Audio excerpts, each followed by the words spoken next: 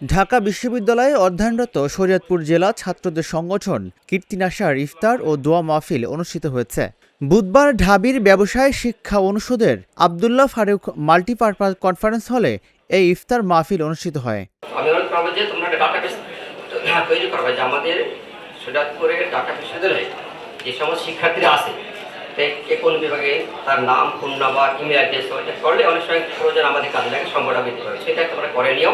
2008 সালে প্রতিষ্ঠিত কীর্তিনাশা সততা, ঐক্য ও সহমর্মিতার আদর্শে পরিচালিত হয়ে আসছে।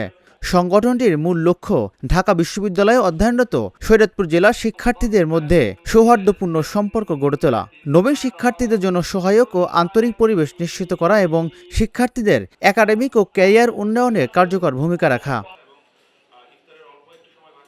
অনুষ্ঠানে প্রধান অতিথি হিসেবে উপস্থিত ছিলেন মেট্রো গ্রুপের উদ্যোক্তা ফারহানা কাদির রহমান। এছাড়াও উপস্থিত ছিলেন ঢাকা বিশ্ববিদ্যালয়ের বিভিন্ন বিভাগের শিক্ষকবৃন্দ। এছাড়াও উপস্থিত ছিলেন কীর্তিনাশার সভাপতি মোহাম্মদ সাব্বির হোসেন এবং সাধারণ সম্পাদক শাকিল আহমেদ লাবলু। একদিকে যেমন আমার you guys are my young colleagues as students, my like the colleagues of my students, the batchmates of my students.